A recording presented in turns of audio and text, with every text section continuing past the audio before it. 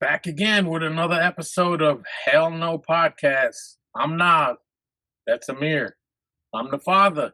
He's the son. Back at it again. What you got? Jaylen Brown on the move. You know it. Jaylen Brown, blockbuster trade, shockingly traded to their division rivals, the Philadelphia 76ers, for Paul George, 2 first-round picks, and 2 seconds. Initial thoughts are that's it. That's you. All these rumors, all these reported packages, and the best you could do for Jaylen Brown was 2 first-round picks and Paul George, who's like about to be 37, on a $60 million contract with a player option next year that, I mean, it would be stupid to not opt into it. Dumb. So you got to think this was just a move made of emotion and fractured relationships. And obviously they didn't get the full value they could have gotten back for an MVP candidate and finals MVP 2 years ago. Close. This was a that was made pretty much under duress. It was like one of those moves where you dangled him in the Giannis trade. That didn't pan out. You caught a little bit of backlash as to why you're dangling them to begin with. And the Sixers, to their credit, what I read is they've been calling the Celtics for weeks now.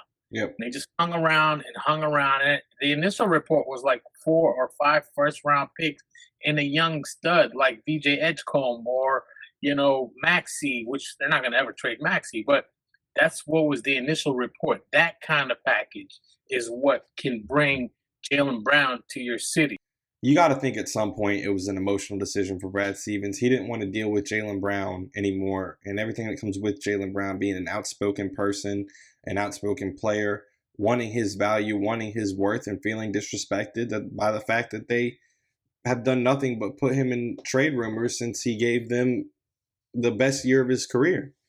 Now, that's the Boston side of it. As for Philly, man, I really like what Philly's doing. Philly can be something like Philly is now in that contender category for me. You're rolling out a lineup of Maxey, Jaylen Brown, VJ Edgecombe, whoever's going to play that 4, we'll see. Jaylen Brown, Embiid, if he, I would just put Embiid in a cryo chamber and just release him when the playoffs come. But they just added Anthony Simons. They signed Dean Wade to a 4-year deal. That's who's going to play there 4. Drafted LeBaron Fallon. And who they lose? They lost Quentin Grimes. They lost Kelly Oubre. And Paul George. Yeah, you're not losing Paul George when you're gaining Jaylen Brown. Exactly. I like the Sixers a lot. I think the Sixers are poised to establish themselves this year, as well as there's a shift. The East is getting stronger, and I'm glad to see it because there needs to be some power in the East. And then, obviously, depending on where LeBron goes, will shape that even more. So, and I wouldn't hate to see LeBron on the Sixers if we're being real. If LeBron's the one playing that 4 position on that team, that's not gonna happen. LeBron's gonna go back to one of his exes. It's either gonna be Miami or Cleveland if he doesn't decide to play with Steph. Like we said before, I think maybe Golden State might be his first option, but I could see him going back to what he's doing is he said he's on the record as saying he was going to document his final season. Yeah, we've known that.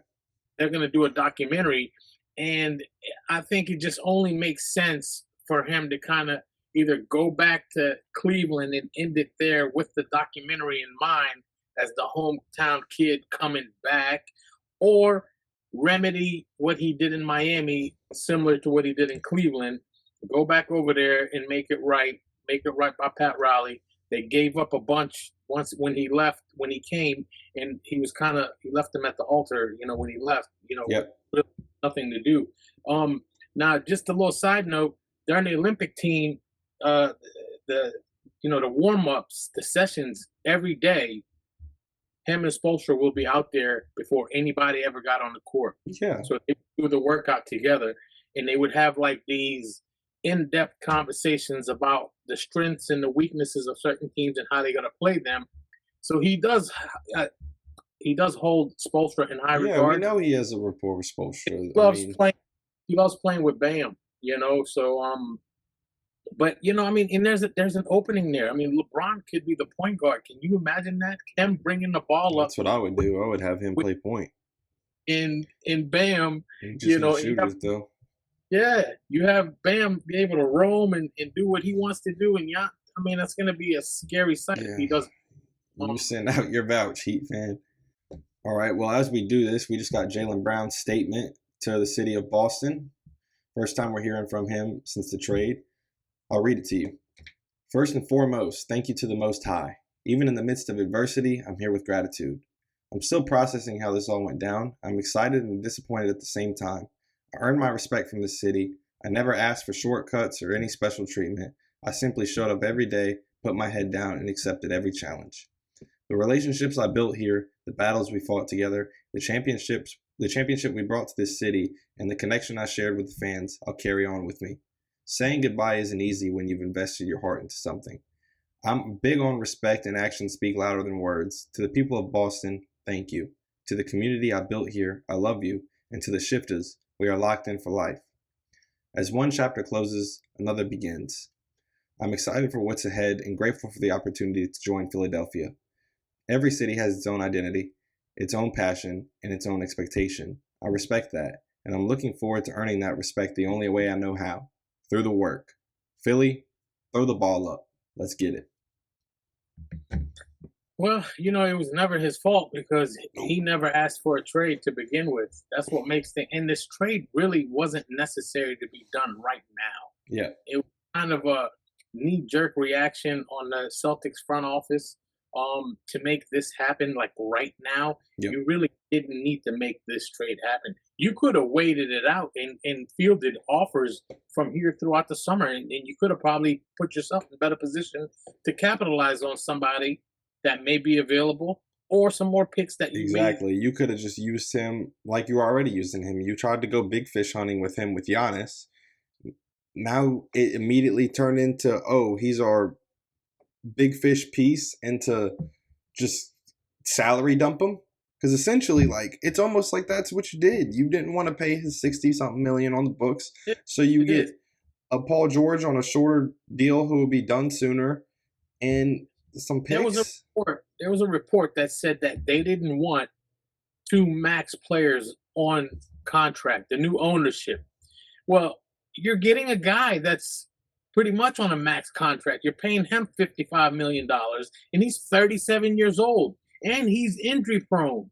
So your return is garbage compared to what you could have gotten for a guy that's 2 years removed from being the MVP, bringing you a championship, and he's still hitting his prime. He's got 6 more years of great basketball he could have given you right there, and you want to trade him for Paul George? Come on, man. It doesn't make sense. Some things don't make sense. But like I said previously, Nico Harrison is popping champagne somewhere that somebody else has pulled off another one of those worst trades in the history of the NBA type behind Luka going to the Lakers for a bag of chips. I think Jaylen Brown is right there. You can compare those two trades as being awful, awful, awful for the return that they bring back. Shams Charania now reporting that the Sixers are heavily pursuing LeBron James, and they are now joining the Cavaliers, Heat, and Warriors as serious contenders for his services. Like, I didn't just say that 10 minutes ago. Yeah, I don't see that happening. I really don't. Oh boy. I just don't see that. I don't see that fit. I don't see it happening at all. And you got to remember, a couple years back, him and Jaylen Brown and LeBron really don't have a very cordial relationship. Yeah, but When LeBron spoke on that. LeBron said, I'd be happy to play with him. I got no issue with him except for what he said about Bronny in the Summer League. yeah, so So I think they don't have to have. I mean, I don't think Jaylen Brown and Jason Tatum had the best relationship. Obviously, Jason Tatum put out big old paragraphs every time one of their teammates were traded or signed somewhere else or whatever. We haven't heard from him yet. I know, but to the contrary, I actually think they had a decent relationship. We haven't heard from him. We haven't heard from the Celtics. You know Yeah. why? Because they don't even have a valid excuse. Right now, they're trying to plug holes as how they're going to twist this into the media to make it seem like, oh, we had to do this. They haven't even put out a statement. They haven't come out and showed up in front of the microphone to explain why you pulled off this trade. Well, pause. I don't think they can. You can't speak on trades right now until they're finalized July 6th. So they legally can't speak on that. That's probably why we haven't heard from the Celtics. Well, you can legally speak on it. You can decimate information to one of these insiders and speak on it. That is true. I got another thing for you.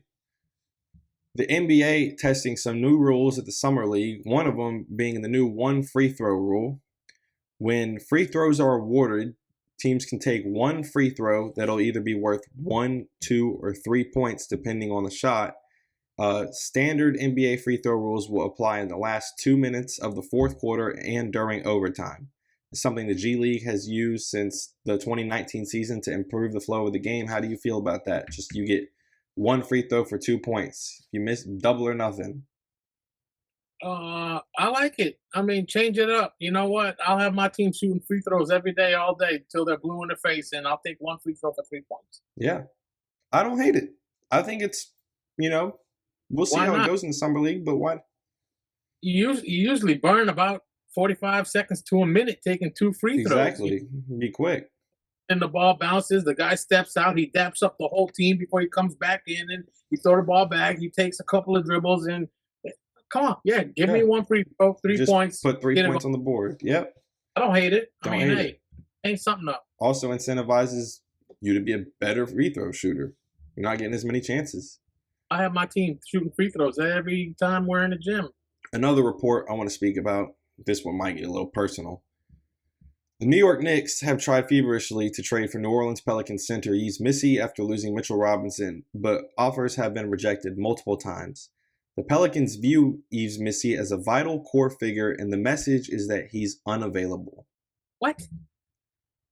So is that a real report? I want to make it clear for something. Is that real? That's real. That's reported by Chris Haynes.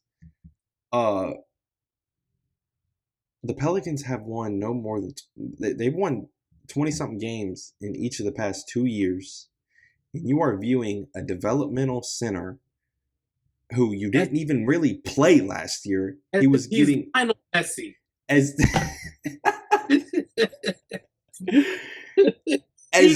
unavailable. The Pelicans viewing Yves Missi as untouchable, whatever. You know what? Let me pull up the numbers. They went 26-56 last year. I know that. They went 21-61 the year before. So you've won 47 games in 2 years. And you're hesitant to move players. Like I was saying, the only credit I'll give them is they are holding firm on what they believe their players are worth. We've obviously seen that they're not going to budge off their price for Trey Murphy or Herb Jones. There's been offers, actually, like I literally just read that these are the teams still heavily in the mix for Trey Murphy, but to a varying degree. And it's going to be the Celtics, Pistons, Warriors, Clippers, Hawks. So basically teams that have always been around for Trey Murphy. Pelicans obviously not willing to come off their price of 3 to whatever first round picks. Even for Herb Jones, I guess they're asking for 2. At a certain point, you got to look at the fact that your amount of wins in the past 2 years would have made you like a 6 seed in just 1 year. You've won 47 games in 2 years. You're not anywhere close. I mean, I'm a believer in, I thought the roster wasn't bad, but obviously something's not going to work with it. At what point do you look your roster, look at your roster and say stuff's got to change, especially the fact that you shouldn't be considering Yves Missy is unavailable. Yeah, you can't consider him and value him like you're valuing guys that have years in the league, like Herb and Trey. Like, first of all, you have to give something to get something. We just saw that. I mean, look, there was nobody more valued in the center position than Khalil Ware in Miami. He's a stud. He's up and coming. He's much better than Messi.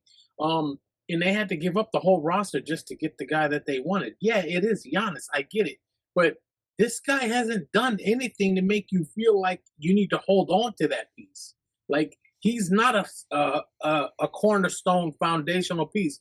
I get it. They have no centers on the roster whatsoever, but he hasn't done anything to say, okay, his upside is Wimby, his low side is Chet. I don't. It's not a Yves Missy problem with me. My problem here is that the Pelicans are completely directionless. They don't know what direction they want to head in. They want to win now and get these win now guys, but they also want to keep the developmental players and trade and try and collect as much first round picks as they can for their other guys. Pick one. You can't do both at the same time. You got to either decide that you're going to push your chips in, or you're going to sit back and blow up a roster that has won 21 and 26 games in the past 2 years, because that's probably the reasonable thing to do. You have a foundation. You got some good rookies. You can't be in a win-now situation the way they've been playing the last 2 years. Yep, I agree. Especially when you gave up Dyson Daniels, you gave up Najee Marshall, you gave up Larry Nance, you gave up guys that actually were productive in your system and they had you competing. You gave up those guys. Like, okay, if you're in a win now, then win now, because you haven't done that. And you eventually have to pivot and you got to go somewhere else. You got to do something else. You got to be able to kind of look in the mirror and go, you know what? This guy's not going to cut it. This guy's not going to cut it. We're probably going to take a hit on this guy and take a hit on that guy, but let's see what we can get in return. The Trey Murphy, obviously, he has value. We know people have been calling about it, and the Pelicans are on the record as saying we have no interest. And that's probably just the game to drive the price up. And I don't get it because, they could have pulled the trade off a couple of times, unless they just waiting it out and seeing, you know what? Now the Celtics got a first-round pick back, too. So maybe they have a package that they say, hey, we'll send you guys this for that, and we'll bring Trey up here. Yeah, that would. I mean, I don't know. Herb, it's hard for me to see Herb go. Those guys are not exactly, unearthed, from just, I'm not saying I want to trade those guys. I'm just saying the Pelicans need to pick a direction, because you're never going to go anywhere if you don't. Like, you got to know what you want to do. Yeah, that's they got to do something, because honestly, the draft came by, no movement. Free agency opened up, no movement. You really haven't done anything. You're a new GM. Shake the front office up. They're waiting for the Joker to become available in Denver. Push their chips in. That ain't happening. I don't know. That's not happening. Come back to this. Okay. You wait on that. That's not happening. Well, that's enough for the Pelicans. But is there anything else we got? Not really. I mean, we're just waiting on, as far as free agents go. Now everybody's just filling out rosters. Just waiting on Bron. I don't think Bron's going to make a decision anytime soon. I think he's going to go through the holiday. Take his time. Yeah, he usually likes to kind of linger these things out, have all these talk shows talk about, and wonder about where he's going to end up. And he kind of likes to glorify that thing and squeeze it and drag it out as much as possible. Yeah. But next time we get on, he'll probably be in a Miami Heat uniform. All right. Well, that looks like it'll be all for us today. Coming with a quick episode, just recap of everything we've seen around the NBA. Be tuned in. Thanks for watching. If you watched any of our clips, thanks for watching. And y'all will see us next week. Have a happy 4th. Who that? Who dat?